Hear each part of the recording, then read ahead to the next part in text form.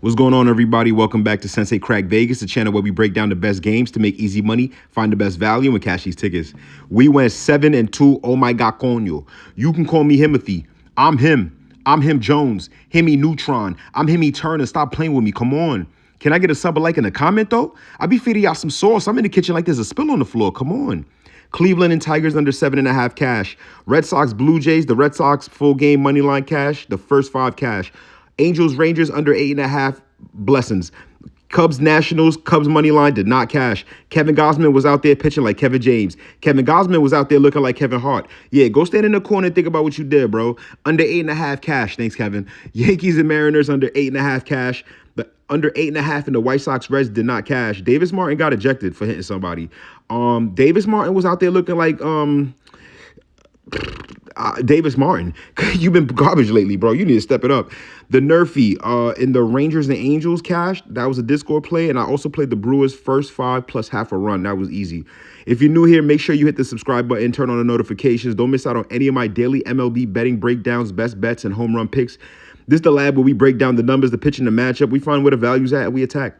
Before we get into the matchups, make sure you join the Discord. The link's in the description. That's where I'll be posting all the extra picks, updates, any last-minute plays. Also, I post every damn thing on X. If you smart, you will go follow me. I will put that in the pinned comments. I got you. Now, let's get into today's top 5 pitcher matchups and my favorite bets on the board. Let's lock in. I'm your sensei. Let's crack Vegas. First up, we got Boston Red Sox taking on the Pirates. Red Sox minus 144 favorites. Pirates plus 122 dogs, 8 total. We got Bubba Chandler versus Jake Bennett. Skim milk versus whole milk. Cornflakes versus Frosted Flakes. The C train versus the E train. David versus Goliath. But David does not stand a chance. Bennett comes into the match 7-5 with a 3.17 ERA, a 1.04 whip. He has been one of the most consistent arms in Boston this season. Over his last 7 starts, he owns a 3.09 ERA and a 1.03 whip. So overall, this kid has been getting the job done. His last 5 hasn't been as quite as dominant. He has a 4.03 ERA over the last 5 starts. It's a little shaky. You gotta tighten up a little bit. But this matchup it gets my attention. The Pirates have struggled badly, and they have been traga against left-handed pitching this season, sitting at just 10-26 against lefties. Come on, bro. That is a major advantage for Bennett at this spot. Chandler, on the other hand, he's 5-8, 4.26 ERA. We can't just look at the ERA because he has been pitching much better recently. Over his last 5 appearances, he's 2-0 with a 2.36 ERA and 24 strikeouts. His last start was kind of impressive. He went 6 scoreless innings against the Mets, allowed only 3 hits and struck out 5 in a 9-0 Pittsburgh win. That's fire. He did his thing. So I'm not looking to disrespect Chandler, even though he's garbage. We all know they light him up like he's drinking and driving. Like, let's keep it a buck. And he has been dealing. You know, I got to give him a little credit. I still give Boston the edge. You give me Jake Bennett against Pittsburgh offense that's been struggling all year against left-handed pitching. Boston comes into the game with a stronger overall profile. Let's keep it a buck. I like Boston on the money line. Minus 144 is calm.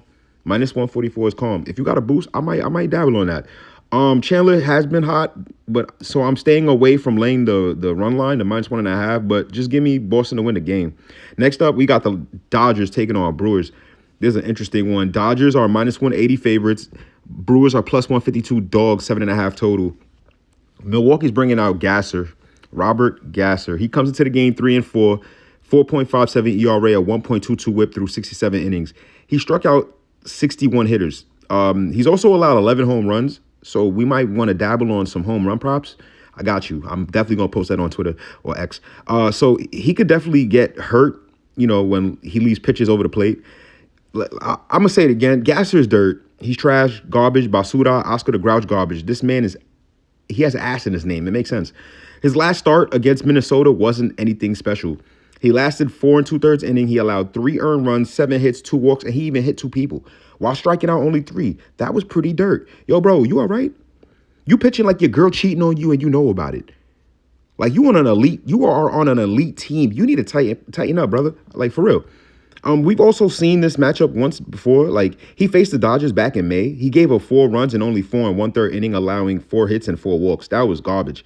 On the other side, you got Yamamoto, Demon, lights out.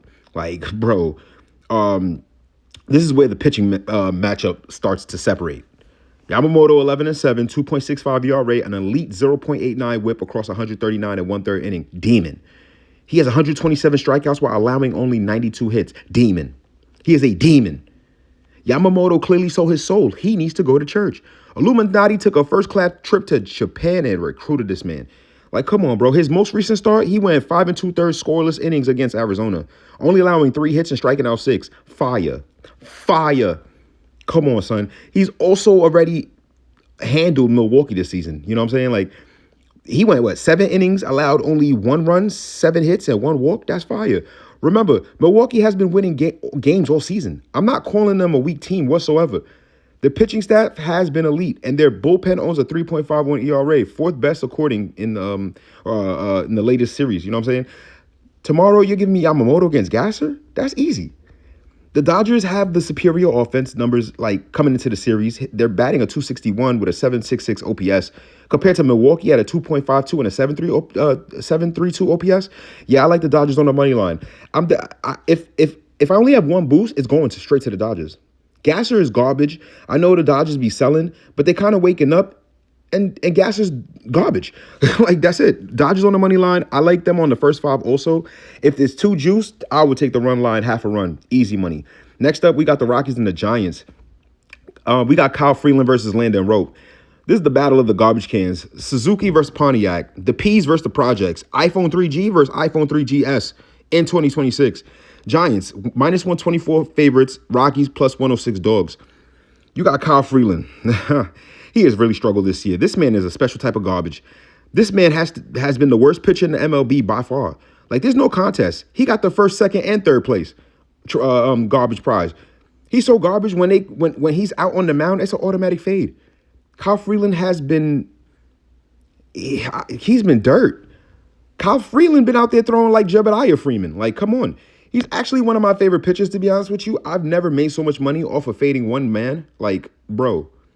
No, wait, I lied. Sensatella. If you know, you know. He comes into the match 3-10, 6.63 ERA, a 1.50 WHIP across 112 and 2/3 inning. That's dirt. He's allowed 143 hits in those innings.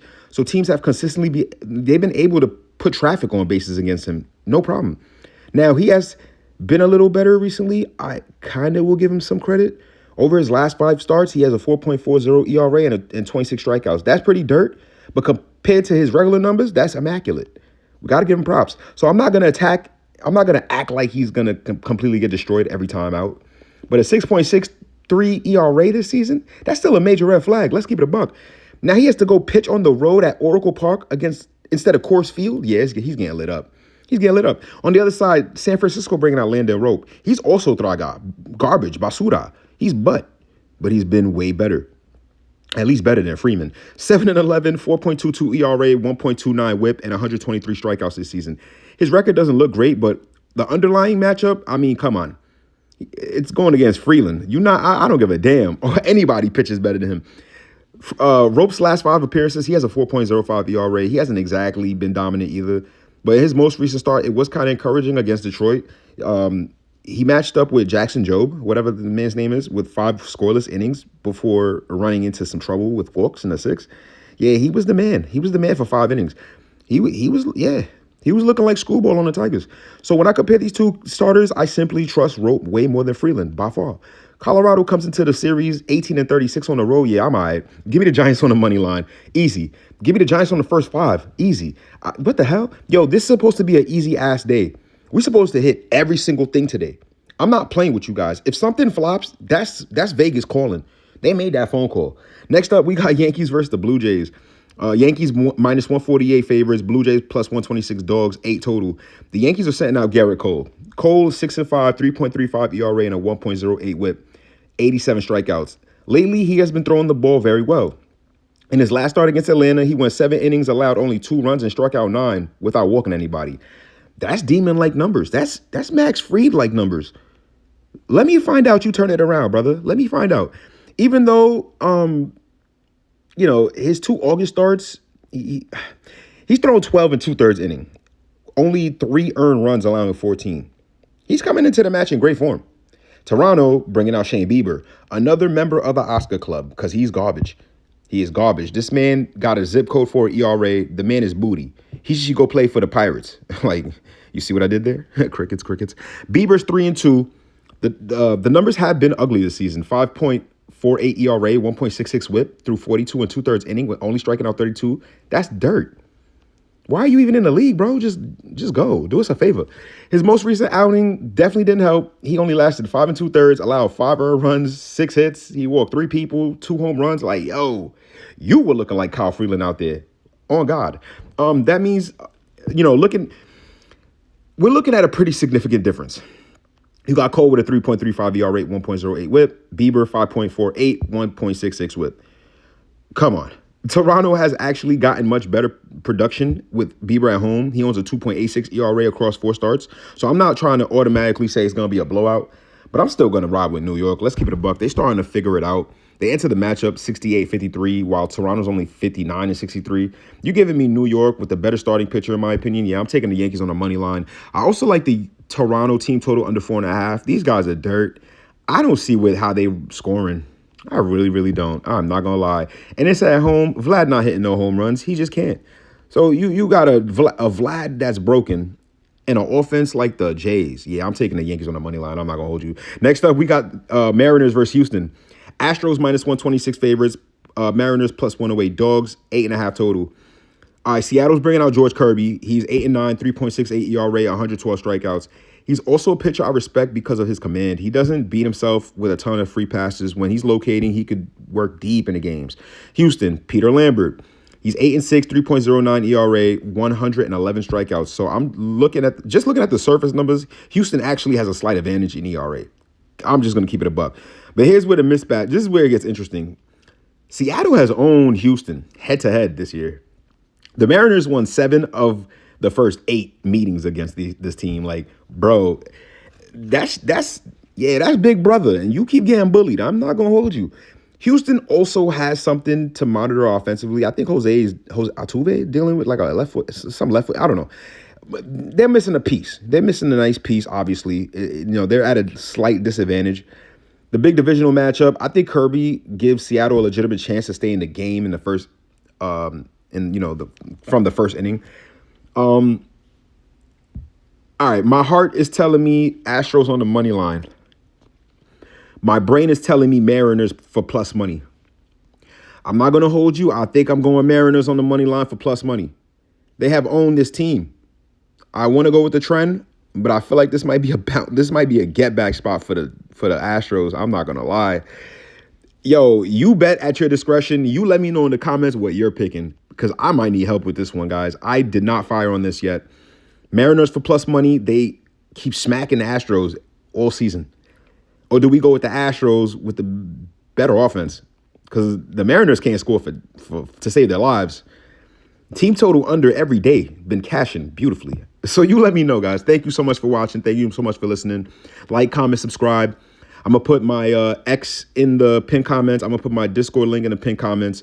I post everything on Twitter. If you were smart, you will come follow me. I'm not going to lie. I love you guys. Thank you so much. You guys have made me a better man. Bada bing, bada boom. Forget about it. I'm out later.